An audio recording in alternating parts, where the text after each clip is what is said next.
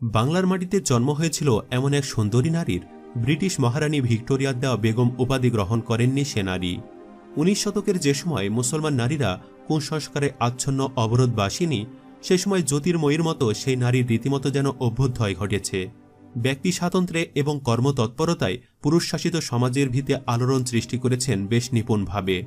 21 শতকে এ জ্যোতির্ময়ী নারীর কীর্তিতে ব্যক্তি স্বতন্ত্রকে দেখা হচ্ছে বহুমাত্রিক আঙ্গিকে। তাই কালের ধূলি স্পর্শ থেকে আরও বেশি দূরে সরে যাচ্ছেন তিনি, হয়ে উঠছেন জলজলে আলোর ঝর্ণাধারা। 15 বছর বয়সী কিশোরীর শরীর জুড়ে ছিল রূপ লাবণ্যের ঢেউ, টানা টানা চোখ হরিণীর মতোই সদা চঞ্চল। বাবা ছিলেন কুমিল্লার লাকসামের বিরাট জমিদার, যা তৎকালীন সময়ে ত্রিপুরা জেলার অন্তর্ভুক্ত ছিল। অল্প বয়সেই কিশোরীর বিয়ের প্রস্তাব আসে ভাউকসারের জমিদার গাজী মোহাম্মদ চৌধুরীর কাছ থেকে। পশ্চিমগাঁওতে জমিদারির কাজে এসে তিনি কিশোরীকে দেখে পছন্দ করেন। প্রথমবারে না হলেও পরে সেই জমিদারের সাথেই বিয়ে হয়, ফুটফুটে দুটি মেয়েও হয়। তখন তিনি পরিপূর্ণ যুবতী। বিয়ের 17 বছর পর জানতে পারেন তার স্বামীর আরেকটি বউ আছে। বিষয়টি তার আত্মসম্মানে লাগে। তিনি প্রতারিত বোধ করেন। স্বামীকে স্পষ্টত জানিয়ে দেন সতীনের সঙ্গে ঘর করার জন্য জন্ম হয়নি তার, তিনি স্বামীর বাড়িতে আর ফিরে যাবেন না। এরই মধ্যে বাবা মারা যাওয়ায় তিনি নিলেন পৈতৃক জমিদারির দায়িত্ব। এ নিয়ে তার কোনো অভিজ্ঞতা ছিল না, কিন্তু এক সময় বাবার সান্নিধ্যে কাজ শেখা তার মজ্জাগতই ছিল। তিনি সেই অভিজ্ঞতা কাজে লাগান সফলভাবে। সারা দেশে তিনি ছিলেন একমাত্র মহিলা জমিদার। তখন ত্রিপুরার জেলা ম্যাজিস্ট্রেট ছিলেন মিস্টার ডগলাস।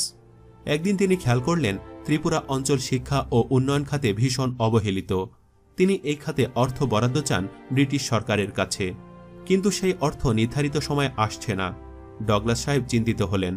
সিদ্ধান্ত নিয়ে ডগলাস স্থানীয় 10 জন জমিদারের কাছে ঋণ হিসাবে 10,000 টাকা করে 1 লাখ টাকা চাইলেন, কিন্তু কেউই এত অল্প সুদে অর্থ দিতে রাজি হলেন না।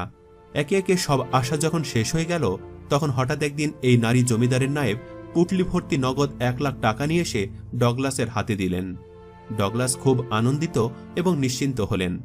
তিনি কাল বিলম্ব না করে নায়েবের সাথে রওনা হয়ে জমিদারের বাড়িতে গেলেন ঋণের চুক্তি করতে। কিন্তু ম্যাজিস্ট্রেটকে বিস্মিত করে জমিদার নারীটি বললেন, আমি কাউকে ঋণ দেই না, আপনার পরিকল্পনা জনহিতকর। এটা নিশ্চিত হয়ে এই টাকা ত্রিপুরার কল্যাণে আমি দান করলাম। ডগলাস কৃতজ্ঞচিত্তে ফিরে গেলেন এবং জানলেন যে এই নারী জমিদার জনকল্যাণমূলক অসংখ্য কাজ করেছেন এবং প্রতিনিয়ত করে চলেছেন। ডগলাস এসব কথা জানিয়ে ইংল্যান্ডে মহারানী ভিক্টোরিয়াকে পত্র পাঠালেন।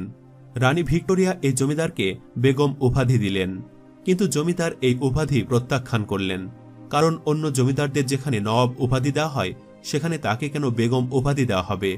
উপাধির কোনো জেন্ডার থাকা উচিত নয়। ভিক্টোরিয়া এ প্রত্যাখ্যানের খবর পেয়ে ভীষণ ক্ষুব্ধ হয়ে 3 সদস্য বিশিষ্ট তদন্ত কমিটি করে ত্রিপুরায় পাঠালেন। তদন্ত কমিটি এসে নানা বিষয় তদন্ত করে একদিন সেই তেজি নারী জমিদারের বাড়িতে উপস্থিত হয়ে দেখেন জমিদার হাতিতে চড়ার প্রস্তুতি নিচ্ছেন।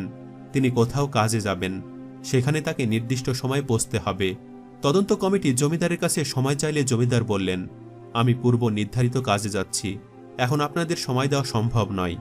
আর কথা না বাড়িয়ে সময়নিষ্ঠ জমিদার তার কাজে রওনা হয়ে গেলেন। ব্রিটিশ তদন্ত কমিটি হতবাক হয়ে গেল নেটিভ এই জমিদারের সময়ানুবর্তিতা, তেজস্বী মনোভাব ও অহংকার দেখে, এবং তারা ফিরে গিয়ে ভিক্টোরিয়াকে জানালেন সব কথা। এইবার রানী ভিক্টোরিয়া আর ভুল করলেন না।